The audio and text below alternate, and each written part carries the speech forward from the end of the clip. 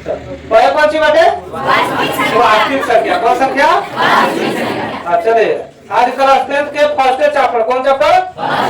First chapter है कि वास्तविक संख्या यानी कि रियल नंबर। हम पर देखते बार कौन नंबर? वास्तविक संख्या। अध्याय 1 वास्तविक संख्या। तो सबसे पहले परिभाषा से शुरू कर, बेसिक से कि पहले हिसाब पढ़े। सबसे पहले बेसिक, तो सबसे पहले यहाँ बेसिक समझो।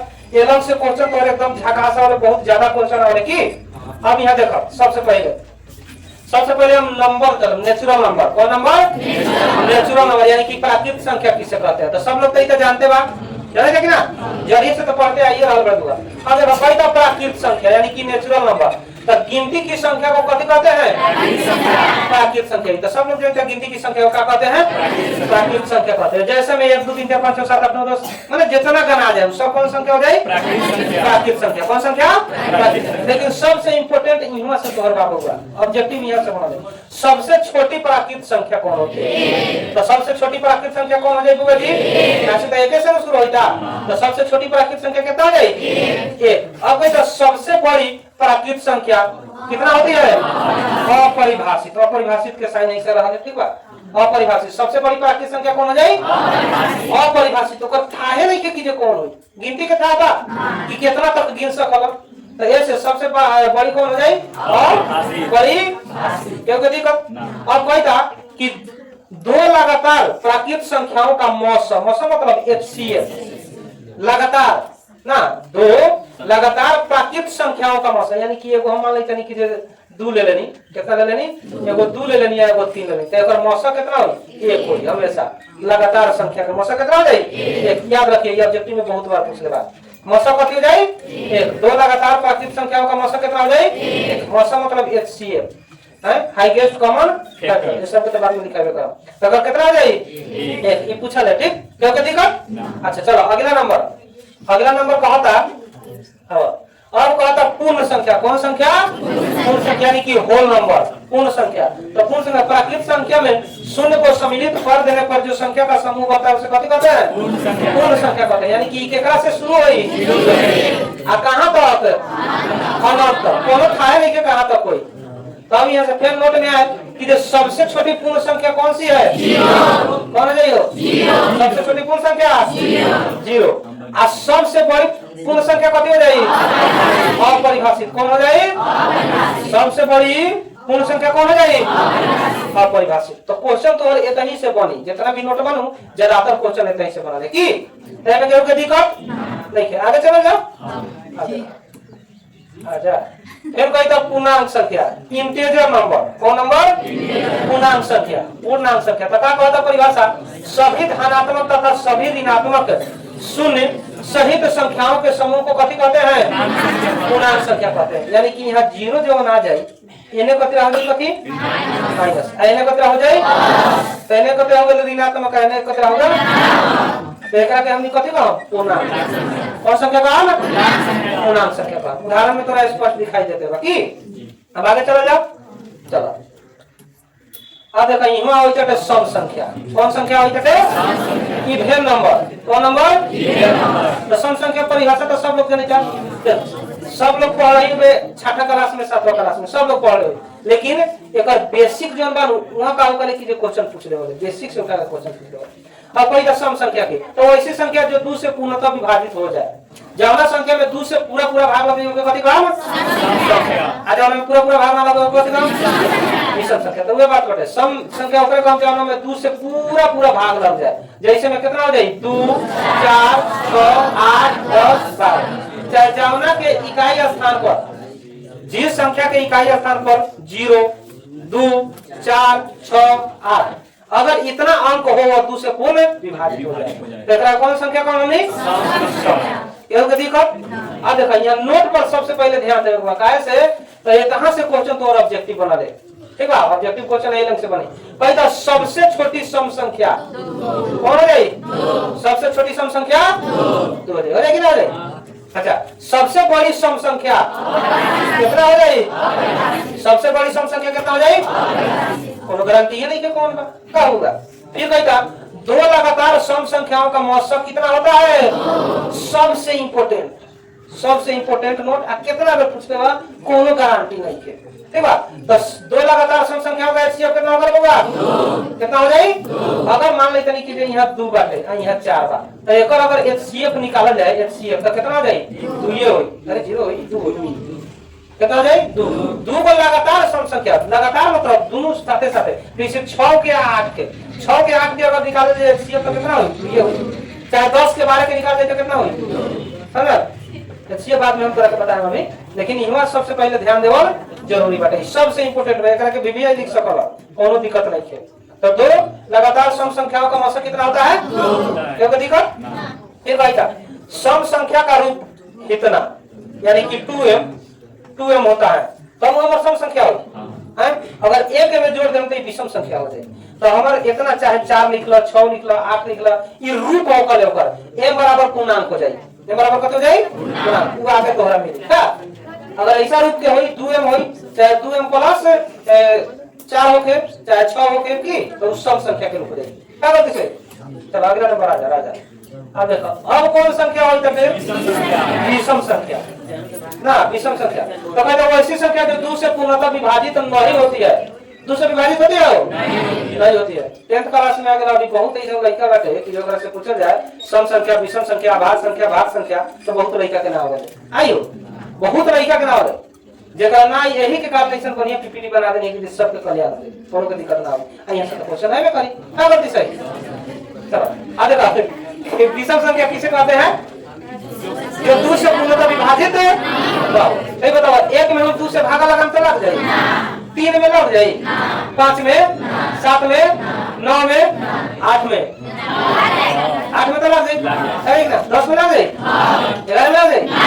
तो जावना में 2 से भागना लगी ओकरे को विषम संख्या।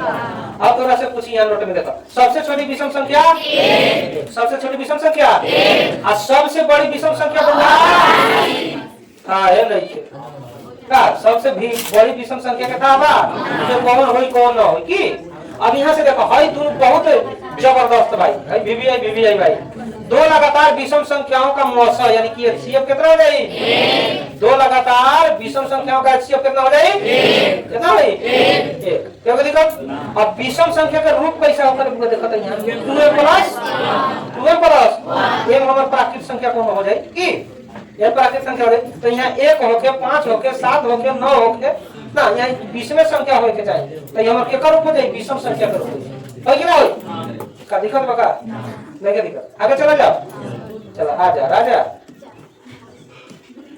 ओकरा बाद में कितना? अब कौन संख्या बैठे? भाज्य संख्या।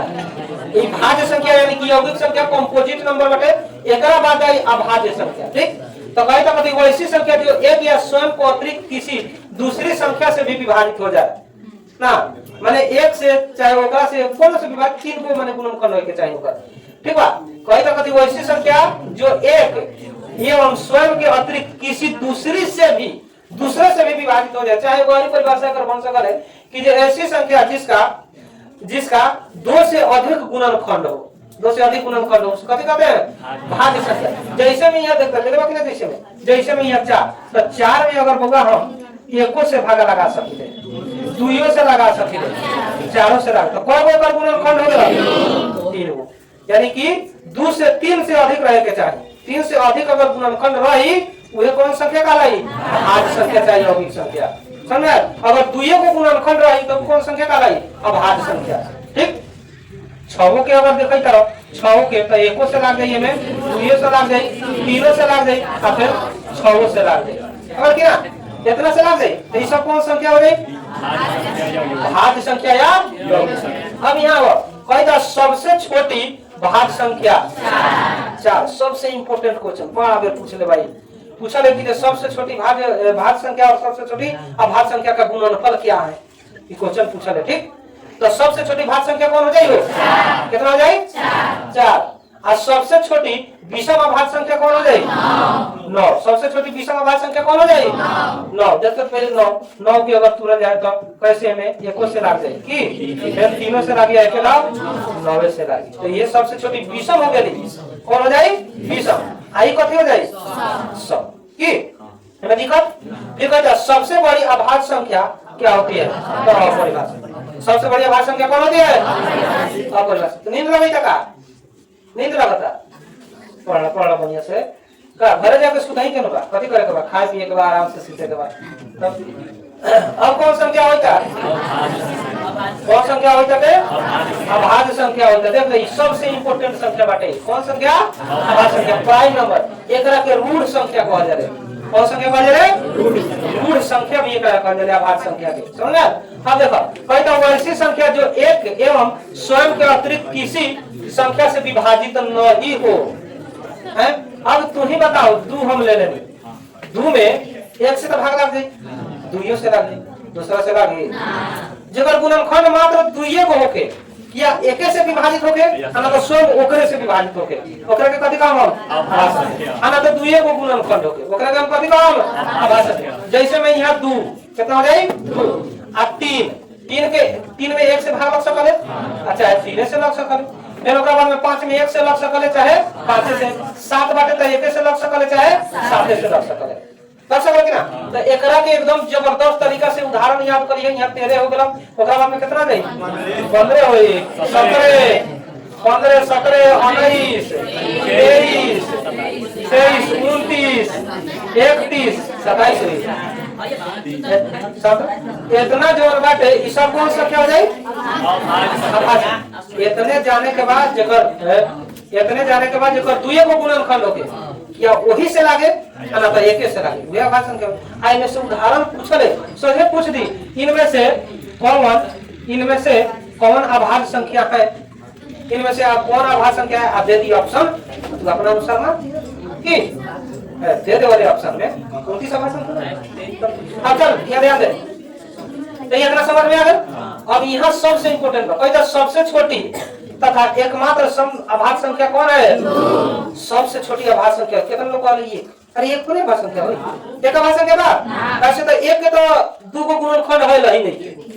आ जब की परिभाषा कहीं तो दू को गुणनखंड होय के चाहे तो सबसे छोटी अभाज्य संख्या कौन हो जाए? 2 हो जाए। फिर कहता सबसे छोटी विषम अभाज्य संख्या कौन हो जाए? ये तो हो गया सम और सबसे छोटी। अब विषम के बाद कहीं तो कौन हो जाए?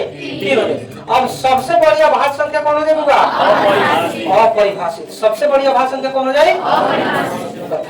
कि अब ये कहता एक न तो अभाज्य संख्या है और न ही भाज्य संख्या है। बात सही बात है न? एक के हम भाज्य संख्या कह सकिले ना अभाज्य संख्या कह सकिले। कौन कह सकिले?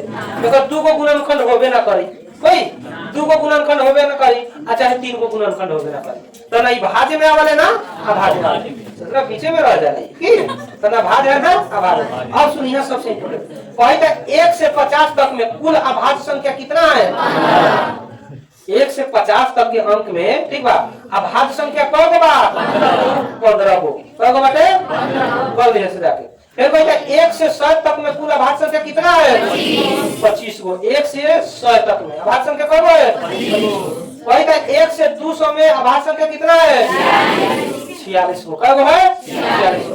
कोई भी दो अभाज्य संख्याओं का मौसा कितना होता है?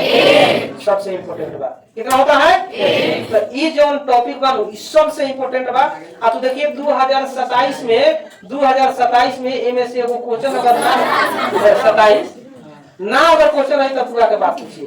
अभाज्य संख्या से क्वेश्चन रहनी के हो समझे? सबका एकदम 105% गारंटी के साथ कि एमए से क्वेश्चन रही तो ठीक। देखने में दिक्कत बात कर दिक्कत बताओ सब बड़ा भूखे यार बेटा ना भूख लग नहीं बेचारा कोनो बात नहीं है। हां ओका बताओ फिर अब कौन संख्या है? सहअभाज्य संख्या। कौन संख्या? सहअभाज्य संख्या। तो देखो ये सब अभी संख्या ये सब अभी संख्या उतना ना पढ़े बारे सब ठीक ना पढ़े हुई उतना संख्या लेकिन पढ़े ही बहुत पढ़ा गेल सब बड़ा के 7वां 8वां में पढ़े ही बहुत पढ़ा गेल थे तो अभी ना पढ़ रही। अब देख ले रिवीजन हो जाए सब में कहता सहअभाज्य संख्या को प्राइम नंबर तो वैसी दो संख्या जिसका मौसा कितना हो? जिसका मौसा कितना हो? 1 हो उसे कथी कहते हैं? सहअभाज्य संख्या। अब जैसे में सबसे ज्यादा जैसे में ध्यान दे जैसे में 2 और 3 कितना हो जाए? एक बार अगर मौसा निकाला जाए HCF तो कितना हो जाए बबुआ? 1 ही हो जाए। 4 और 5 ना 4 और 5 HCF निकलबे तो कितना होई? 1 ही हो। 6 और 7 12 13 दौड़ो ये सब के मौसा कितना हुई? आ दोनों साथे साथे रही एकरा के हमनी कथि कहम? सहअभाज्य। अब यहां से थोड़ा देखो अब एक वाली संख्या को जुड़वा अभाज्य संख्या। कौन संख्या को जुड़वा अभाज्य संख्या। तो देखो जुड़वा अभाज्य संख्या क्या करता हूँ, वैसी दो अभाज्य संख्या जिनका अंतर कितना हो, सबके अंतर कितना हो, 2 हो। जैसे 5 में से 3 घटाम तो 7 में से 5 घटाम तो 13 में से 11 घटाम तो माने अंतर कितना होके चाहिए, तो ओकरे के जुड़वा अभाज्य संख्या कह देले। कथि कह देले, जुड़वा अभाज्य संख्या। कौन संख्या, जुड़वा अभाज्य संख्या। बायोलॉजी में जुड़वा बच्चा पढ़ा कि कैसे होता है। अरे बायोलॉजी के बात बटे यहाँ थोड़े, अब मैथ में बायोलॉजी थोड़े बा। अब कोनो कहे कि जरा सर बताइए कि जुड़वा बच्चा कैसे होता है, तो ठीक बा, कोनो बात नहीं कि जहिया बायोलॉजी अगर पढ़ा वो दिन बता कि जुड़वा बच्चा कैसे होता है। अभी यहाँ जुड़वा अभाज्य संख्या पढ़े के बाद जुड़वा बच्चा के बारे में नहीं पढ़े। मैथ में बायोलॉजी घुसा जाए तो बढ़िया, आना बायोलॉजी में मैथ घुसा दे, ठीक। जहाँ जहाँ टॉपिक बा आराम से पढ़ा, ठीक। क्या बता ठीक। अब ओकरा बाद कौन संख्या होता, परिमेय संख्या। परिमेय संख्या। कौन संख्या, परिमेय संख्या के बारे में तो सब लोग जानते हैं। परिमेय संख्या के बारे में सब जानते हैं। वो ऐसी संख्या जो p by q के रूप में, केकरा रूप में, p by q के रूप में लिखा जा सकता, उसे कथी कहते हैं, परिमेय संख्या। थोड़ा सा देखो, यानी कि है 2 बटा 3 माइनस 7 बटा और रूट कितना 16। अगर रूट 16 कही तो रूट 16 परिमेय संख्या हो सकता है, रूट 16 परिमेय संख्या हो सकता है। अरे एक वर्गमूल निकलबे तो 4 होई, एक मान लेबे तो हो जाए कि ना हो जाए, परिमेय संख्या हो जाएगी ना। रूट में से अगर बाहर निकल जाए तो परिमेय संख्या हो जाए। अब इनमें देले बा रूट 25 है, एक वर्ग कितना 5, है ना। आई 22 बटा 7, तो 22 बटा 7 ई परिमेय संख्या बा कि अपरिमेय संख्या। अच्छा थोड़ा सा हम सवाल पूछे तनी, 22 बटा 7 आई यहां बाप देनी पाई। अब बताओ 22 बटा 7 परिमेय संख्या की अपरिमेय संख्या, परिमेय संख्या। अब पाई कितना होई, अपरिमेय संख्या। पाई अपरिमेय संख्या हो जाए, अब 22 बटा 7 परिमेय संख्या हो जाए। कैसे, कैसे ये बात अंक में निर्धारित मान ना, हेबो तो कोनो थाहे नहीं के, तो अपरिमेय संख्या होबे करे, तो सिर्फ पाई अपरिमेय संख्या हो जाए। लेकिन अगर मान बा 22 बटा 7 ही कथे जाए, परिमेय संख्या। एकरा के याद रखिए कि पूछल है, कहे तो सुन, एक कौन संख्या अगर अपरिमेय संख्या जिसे p by q के रूप में नहीं लिखा जा सकता। अगर रूट 3 का वर्गमूल तो कितना निकल दे, तो संभव है भाई, डॉट डॉट डॉट होते चल जाए, तो जहां डॉट डॉट होते चल जाए पढ़ाई हो जाए तो वो अपरिमेय संख्या हो जाएगी ना। तो ये सब अपरिमेय संख्या हो गई। अब हेलन से देखो तो होगा कि एक अशून्य परिमेय संख्या और एक अपरिमेय संख्या का योग अंतर कितना होता है, भाग पर गुणनफल अपरिमेय संख्या होता है। कहने का अर्थ है एक परिमेय संख्या से एक अपरिमेय संख्या से अगर का होई कटे कि यहां कथि कहै कटे, अगर योग करबे यानी कि जोड़ा जाई तब वो अपरिमेय संख्या आई, घटावा जाई तब वो अपरिमेय संख्या आई, गुणा कर जाई तब वो अपरिमेय संख्या आई, अब भागा कर जाई तब वो अपरिमेय संख्या। यानी कि हर एक स्थिति में कथि आई, अपरिमेय संख्या। आई कि नहीं हो, आई कि ना आई, चल आई तो ठीक बात समझ में आई। अब यहाँ से आ जाओ वास्तविक संख्या। कौन संख्या, वास्तविक संख्या। ये हम लिखे पढ़े के यहाँ से भाई तो वास्तविक संख्या कौन number, real number. Real number Gautam है, रियल नंबर।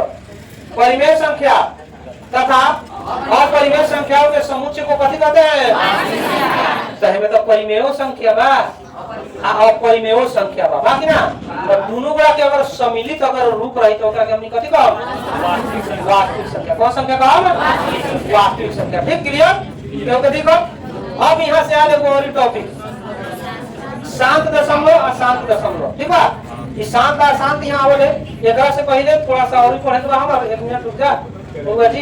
यूक्लिड विभाजन तक पढ़े के बाद हां इहो आ जा लसम महत्तम समपद लघुत्तम समपद। ठीक, इहो लसम मस यानी कि महत्तम समपद, महत्तम समपद यानी कि एकरा कहल जाले कथी, मस।